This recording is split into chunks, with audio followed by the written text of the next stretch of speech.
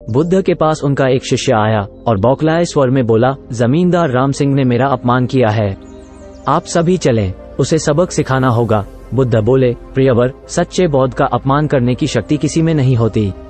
तुम इस बात को भुला दो। जब प्रसंग भुला दोगे तो अपमान कहाँ बचा रहेगा। शिष्य ने कहा, उसने आपके प्रति भी अपशब्दों का प्रयोग किया था।